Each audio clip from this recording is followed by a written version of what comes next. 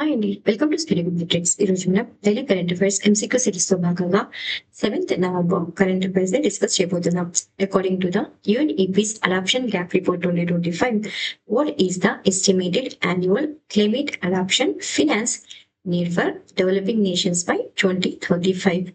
UNEP యొక్క adoption gap report 2025 ప్రకారం 2035 నాటికి అభివృద్ధి చెందుతున్నటువంటి దేశాలకు అవసరమైన లేదా అంచనా వేసిన వార్షిక వాతావరణ అనుకూల ఆర్థిక సహాయం ఎంత అంటే $310 to $365 బిలియన్.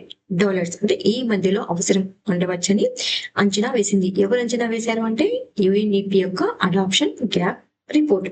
సో ఈ కరెంట్ అఫైర్స్ ని మనం ఎన్విరాన్మెంట్ లో భాగంగా డిస్కస్ చేస్తున్నాం. సో ఎగ్జామ్ లో ఇలా కూడా అడగచ్చండి. ఏమని అంటే ఇటీవల అడాప్షన్ గ్యాప్ రిపోర్ట్ 2025 ను ఏ సంస్థ విడుదల చేసింది అంటే యుఎన్ఈపి అవుతుంది. సో యునైటెడ్ నేషన్స్ కి సంబంధించినటువంటి ఏ నివేదిక అయినా చాలా ఇంపార్టెంట్. అడాప్షన్ గ్యాప్ రిపోర్ట్ 2025 నివేదిక అభివృద్ధి చెందుతున్నటువంటి దేశాలలో వాతావరణ మార్పులకు అనుగుణంగా చర్యలు తీసుకోవడానికి నిధుల లోటు తీవ్రతరమైందని హెచ్చరించింది. అభివృద్ధి చెందుతున్న దేశాలకు ఎప్పటి నాటికి అంటే 2035 నాటికి ప్రతి సంవత్సరం $310 to $365 బిలియన్ అవసరం ఉందని ఈ నివేదిక ద్వారా తెలపడం జరిగింది. కానీ ప్రస్తుతం అందుబాటులో ఉన్నటువంటి నిధులు ఎంత ఉన్నాయి ప్రస్తుతం అంటే $26 బిలియన్. సో ఈ డేటా ఎప్పటిది అంటే 2023. సో అంటే ఇప్పుడు మనకి ఎంత అవసరం అంటే 12 రెట్లు ఎక్కువ నిధులు అనేటువంటిది అవసరం. ఎవరికి అంటే డెవలపింగ్ నేషన్స్ కి. సో బ్రెజిల్ లోని బెలంలో జరుగుతున్నటువంటి వాతావరణ మార్పుపై ఐక్యరాజ్య సమితి ముసాయిదా సమావేశం అంటే UNFCCC యొక్క పార్టీల సమావేశం అంటే COP30కు ముందు ఈ నివేదిక అనేటువంటిది విడుదల చేయడం జరిగింది. According to the emissions gap report 2025, so అది అడాప్షన్ రిపోర్ట్ అండి, ఇది ఎమిషన్స్ గ్యాప్ రిపోర్ట్. సో అది వేరే రిపోర్టు, ఇది వేరే report. So according to the emissions gap report 2025, what is the projected global temperature rise by the end of this century even all current climate pledges are fully implemented?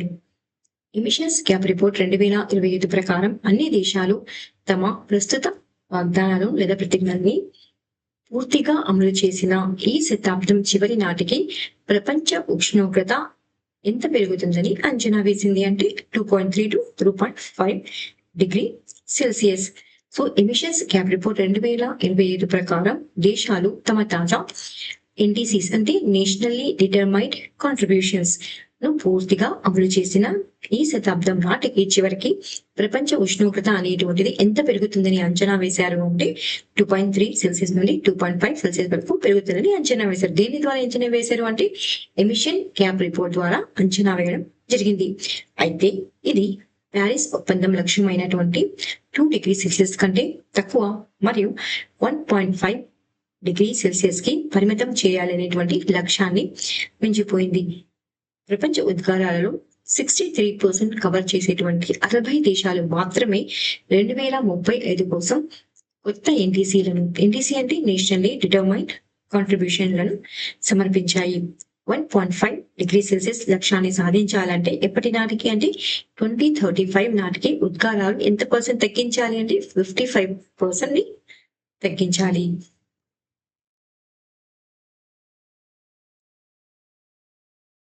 What is the name of the Google's initiative to deploy artificial intelligence data centers in space using solar-powered satellites?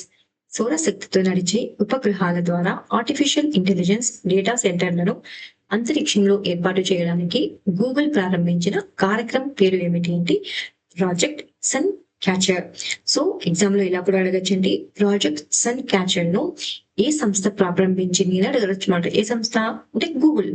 So Google ప్రారంభించినటువంటి project sun catcher అనేటువంటిది అంతరిక్షంలో artificial intelligence data సెంటర్లను ఏర్పాటు చేయడానికి రూపొందించినటువంటి ఆధునిక పరిశోధన కార్యక్రమం. ఇందులో టీపీయూస్ అంటే టెన్సివ్ ప్రాసెసింగ్ యూనిట్స్ అంటే ఆర్టిఫిషియల్ ఇంటెలిజెన్స్ కోసం ప్రత్యేకంగా రూపొందించబడి ఉన్నటువంటి చిప్స్ అన్నమాట. ఈ టెన్సర్ ప్రాసెసింగ్ యూనిట్స్ ఉన్నటువంటి సౌరశక్తితో నడిచే ఉపగ్రహాలను ప్రయోగించి వాటిని అత్యాధునిక ఆప్టికల్ కమ్యూనికేషన్ ద్వారా కలిపి టెరాబిట్స్ పర్ సెకండ్ స్థాయిలో డేటా ట్రాన్స్ఫర్ చేయాలని లక్ష్యంగా పెట్టుకుంది. అయితే స్కేలబుల్ స్పేస్ ఆధారిత ఆర్టిఫిషియల్ ఇంటెలిజెన్స్ మౌలిక సదుపాయాలను నిర్మించడమే దీని యొక్క ముఖ్య లక్ష్యం. సో అంతరిక్షంలో పనితీరు మరియు మన్నికను పరీక్షించడానికి ప్లానెట్ ల్యాబ్స్ యొక్క భాగస్వామ్యంతో ఎప్పటి నాటికి అంటే 2027 నాటికి 2 ప్రోటోటైప్ ఉపగ్రహాలను ప్రయోగించాలని గూగుల్ అనేటువంటిది యోచిస్తుంది. సో సింపుల్ గా రేపొద్దున ఎగ్జామ్ లో కనుక ప్రాజెక్ట్ సన్ క్యాచర్ అనేటువంటిది దీనికి సంబంధించింది అంటే అంతరిక్షంలో ఆర్టిఫిషియల్ ఇంటెలిజెన్స్ డేటా సెంటర్లను ఏర్పాటు చేయడానికి రూపొందించినటువంటి ఆధునిక కార్యక్రమం, పరిశోధన కార్యక్రమం. Which Indian natural World Heritage Site received a good rating in the latest IUCN Global Assessment? తాజా IUCN గ్లోబల్ అసెస్మెంట్ లో సో ఇటీవల అసెస్మెంట్ అనేటువంటిది రావడం జరిగింది IUCN కి సంబంధించింది. ఇందులో ఈ భారతీయ సహజ ప్రపంచ వారసత్వ ప్రదేశం మంచి లేదా గుడ్ రేటింగ్ ను పొందిన భారతీయ నేచురల్ వరల్డ్ హెరిటేజ్ సైట్ ఏది అంటే కాంచన్జంగా జాతీయ ఉద్యానవనం. సో అంతర్జాతీయ ప్రకృతి పరిరక్షణ సంఘం అంటే IUCN తాజా అంచనాలో లేదా నివేదికలో కాంచన్జంగా జాతీయ ఉద్యానవనం మాత్రమే గుడ్ రేటింగ్ ను పొందినటువంటి భారతీయ నేచురల్ వరల్డ్ హెరిటేజ్ సైట్ గా గుర్తింపు పొందడం జరిగింది. సో ఎగ్జామ్ లో అడగచ్చండి, ఇటీవల కాంచన్జంగా అనేటువంటిది దేని ద్వారా గుడ్ రేటింగ్ ను పొందింది అంటే IUCN ద్వారా పొందింది. ఎందుకంటే వెస్టర్న్ ఘాట్స్, సుందర్బన్స్, మానస్ అభయారణ్యం వంటి ఇతర భారతీయ వారసత్వ ప్రదేశాలు సమస్యలతో లేదా ప్రమాదాల్లో ఉన్నవిగా ఈ నివేదిక లేదా అంచనాల ద్వారా గుర్తించబడడం జరిగింది. సో ఈ కాంచన్జంగా నేషనల్ పార్క్ అనేటువంటిది 2016లో యునెస్కో ద్వారా భారతదేశపు మొదటి మిక్స్డ్ వరల్డ్ హెరిటేజ్ సైట్ గా గుర్తింపు పొందిన పార్క్ అన్నమాట. ఇందులో అద్భుతమైనటువంటి జీవవైద్యం మరియు సాంస్కృతిక ప్రాధాన్యత ఇది కలిగి ఉంది. Under which operation did the DRI అంటే Directorate of Revenue Intelligence bust a clandestine factory in Valsad, Gujarat, seizing 22 crore worth of alprazolam and arresting 4 people. So DRI Gujarat లోని వల్సాద్ లో 22 కోట్ల విలువైన ఆల్ఫ్రాజోలాం ను స్వాధీనం చేసుకుని నలుగురిని అరెస్ట్ చేసిన ఆపరేషన్ పేరు ఏమిటి అంటే ఆపరేషన్ వైట్ కాల్డ్రన్. సో ఈ ఆపరేషన్ వైట్ కాల్డ్రన్ అనేటువంటిది DRI director of revenue intelligence ఆధ్వర్యంలో narcotic drugs and psychotropic substances act చట్టం 1985 ప్రకారం చేపట్టినటువంటి దేశవ్యాప్త మాదక ద్రవ్య వ్యతిరేక ఆపరేషన్. సో ఇందులో గుజరాత్ లోని వాల్సద్ లో ఉన్నటువంటి అక్రమ ఆల్ఫ్రాజోలం లేదా ఆల్ఫ్రాజోలం ను అంటే ఈ ఆల్ఫ్రాజోలం ఎందుకు యూజ్ చేస్తాం ఈ డ్రగ్ ని అంటే డిజార్డర్స్ మరియు పానిక్ డిజార్డర్, యాంగ్జైటీ డిజార్డర్స్ మరియు పానిక్ డిజార్డర్స్ కి మెడిసిన్ గా యూజ్ చేస్తాం అనమాట. సో ఈ మెడిసిన్ ను వీళ్ళు ఇల్లీగల్ గా అక్కడ తయారు చేస్తున్నారు కాబట్టి డైరెక్టరేట్ ఆఫ్ రెవెన్యూ ఇంటెలిజెన్స్ అనేటువంటిది ఆ కర్మాగారాన్ని ఛేదించడం జరిగింది. సో ఈ ఆపరేషన్ లో 22 అంటే 22 కోట్ల విలువైన మాదక ద్రవ్యాలు స్వాధీనం చేసుకుని 4 వ్యక్తులను అరెస్ట్ చేశారు. సో ఈ ఆపరేషన్ వైట్ కాల్డ్రన్ యొక్క లక్ష్యం ఏంటి అంటే సింథటిక్ డ్రగ్ నెట్వర్క్ ను నిర్వీర్యం చేయడం, అక్రమ రసాయన వ్యాపారాన్ని అడ్డుకోవడం మరియు మెరుగైన నిఘా మరియు ఇంటర్ ఏజెన్సీ సమన్వయం ద్వారా నషా ముక్త్ భారత్ అభియాన్ కు మద్దతు ఇవ్వడమే లక్ష్యంగా పెట్టుకుంది. Which Indian state became the first to sign an agreement with Starlink Satellite Communications Private Limited to provide satellite-based internet services to government and rural institutions?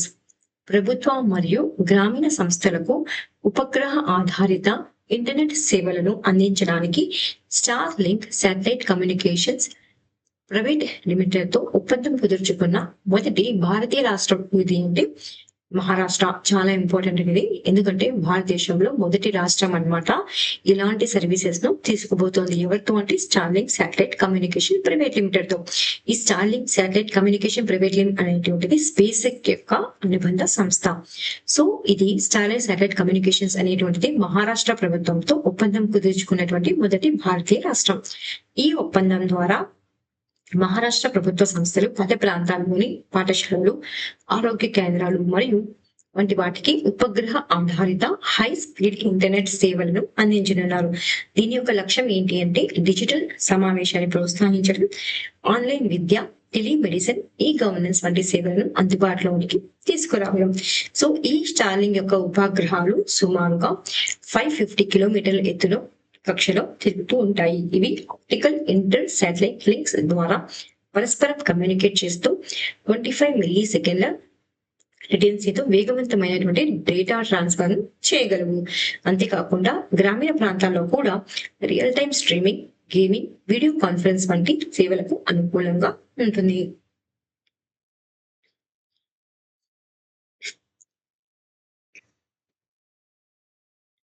What is the name of the third survey vessel class ship said to be commissioned by the Indian Navy in Kochi and the first to be based at the Southern Naval Command?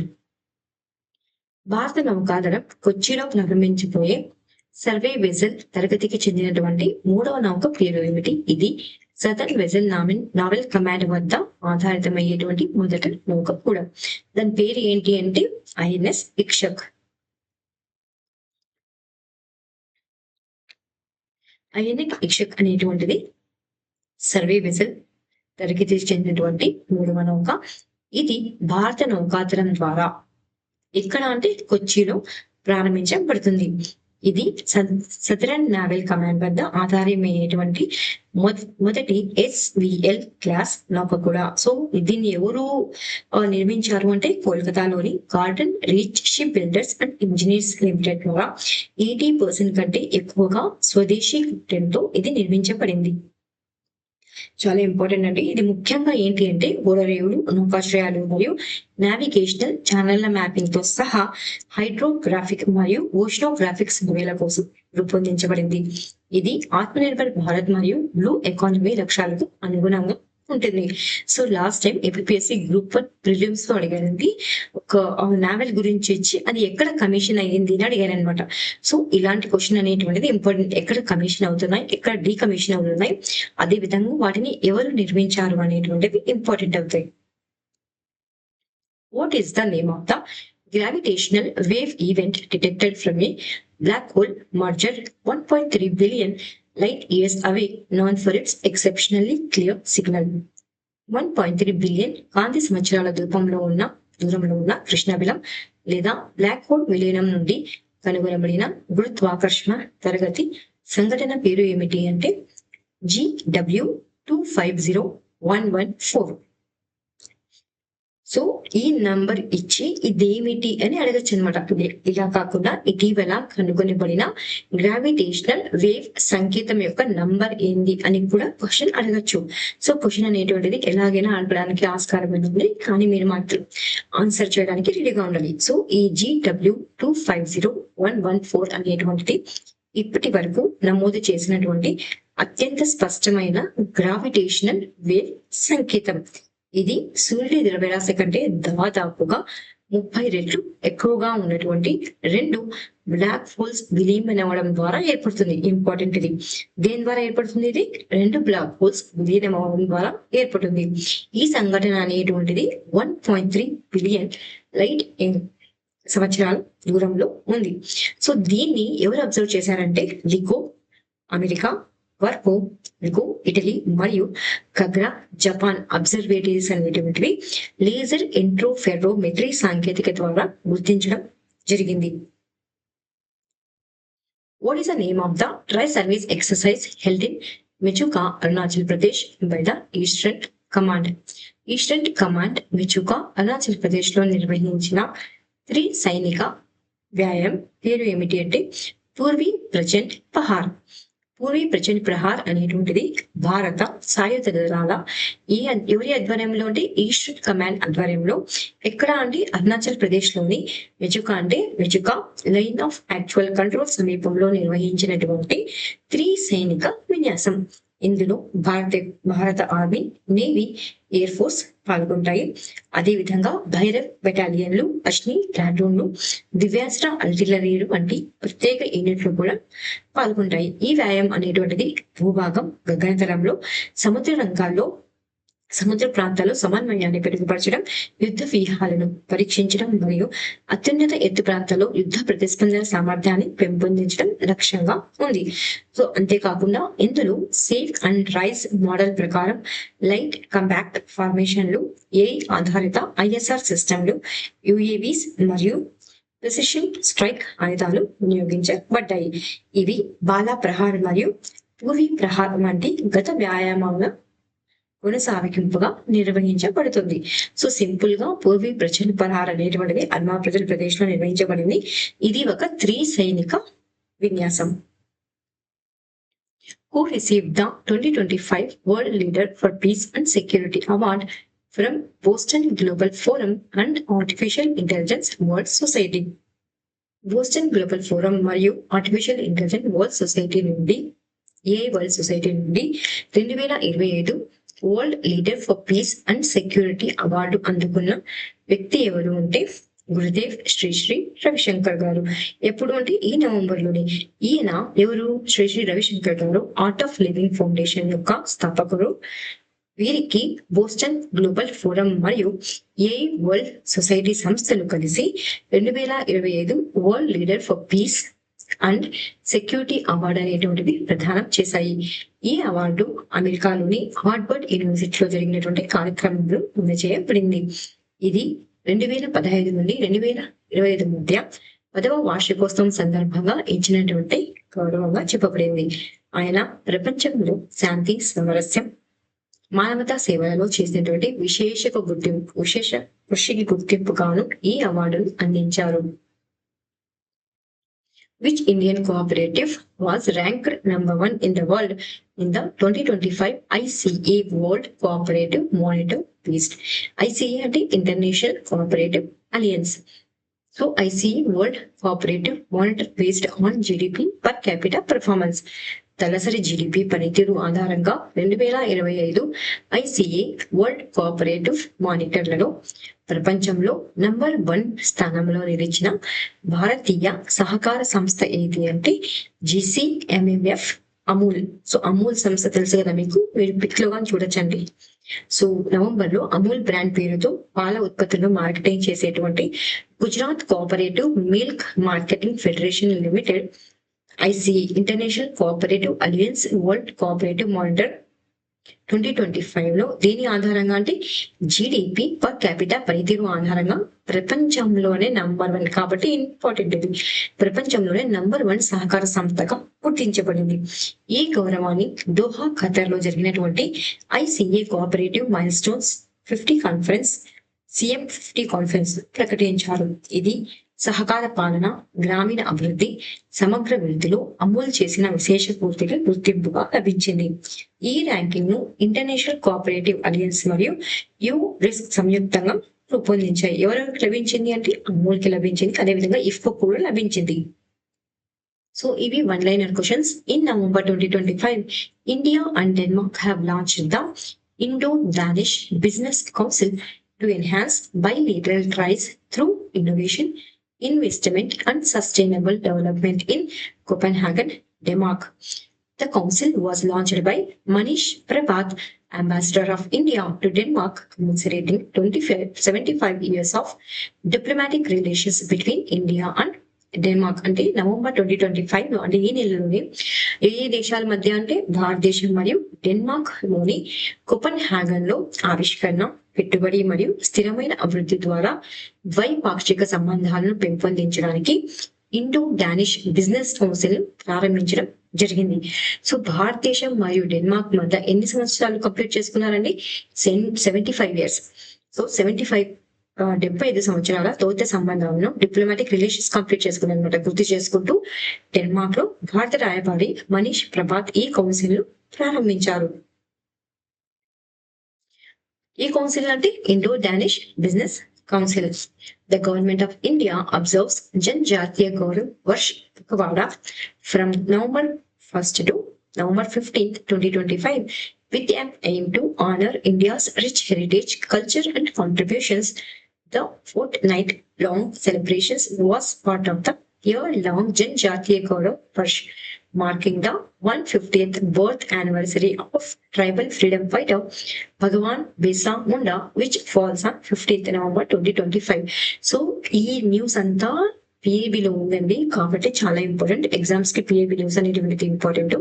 So భారతదేశ గొప్ప వారసత్వం, సంస్కృతి మరియు సహకారాలను గౌరవించే లక్ష్యంతో భారత ప్రభుత్వం ఎప్పటి నుండి ఎప్పటి వరకు అంటే November 1st నుండి November 15th వరకు ఏ దినాన్ని దేన్ని నిర్వహిస్తోంది అంటే జనజాతీయ గౌరవ్ వర్ష్ పఖవాను నిర్వహిస్తోంది. సో 2025 November 15న వచ్చేటువంటి గిరిజన స్వాతంత్ర సమర యోధుడు ఎవరు? Bhagwan Birsa Munda.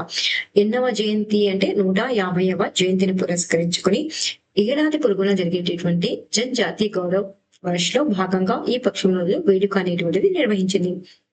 The United States government shutdown entered its 36th day, becoming the longest in US history as Republicans and Democrats failed to reach a budget compromise. రిపబ్లిక్లు మరియు డెమోక్రాట్లు బడ్జెట్ కి రాజీ కావడంతో సో అమెరికా కాన్స్టిట్యూట్ లో ప్రవేశపెట్టబడినటువంటి బడ్జెట్ కు ఎవరు అంటే రిపబ్లికన్లు మరియు డెమోక్రాటిక్లు రాజీకి రాకపోవడంతో అమెరికా చరిత్రలోనే అతి పొడవైనటువంటి షట్ డౌన్ అనేటువంటిది కొనసాగింది. అంటే వారి ఆపరేషన్స్ అన్ని నిలిపివేయడం జరిగిందనమాట అమెరికాలో. సో ఎన్నవ రోజు ఇది అంటే 36th day. India has announced support for Afghanistan plan to build a dam on the Kunar River, marking a major geopolitical shift. Kunar నదిపై ఆనకట్ట నిర్మించాలని ఆఫ్ఘాన్ ప్రణాళికకు భారతదేశం అనేటువంటిది మద్దతును ప్రకటించింది. సో ఇటీవల ఏ రివర్ అనేటువంటిది న్యూస్ లో ఉంది అని చెప్తే కునార్ రివర్ వస్తుంది. సో ఎవరు దానిపైన ప్రాజెక్ట్ ఆనకట్ట నిర్మించాలని చూస్తున్నారు అంటే ఆఫ్ఘనిస్తాన్. సో ఇవి రివిజన్ కోసం దాన్ని క్విక్ గా రివిజన్ చేసేద్దాం. తమిళనాడులోని చోళుల కాలానికి చెందిన శివాలయ పునరుద్ధరణ సమయంలో ఈ దక్షిణ భారత చారిత్రక సామ్రాజ్యానికి చెందిన 100కు పైగా బంగారు నాణాలు వెలికి తీయబడ్డాయి. ఏ సామ్రాజ్యం అండి? విజయనగర సామ్రాజ్యం. సో యాక్చువల్ గా విజయనగర సామ్రాజ్యమే కరెక్ట్ అండి. నేను యాక్చువల్ గా ఈ డేటాను హిందూ న్యూస్ పేపర్ ద్వారా తీసుకోవడం జరిగింది. డిజిటల్ చెల్లింపులపై పూర్తిగా ఆధారపడుతూ ప్రపంచంలో మొట్టమొదటి నగదు రహిత దేశంగా అధికారికంగా గుర్తింపు పొందిన దేశం ఏది అంటే స్వీడన్.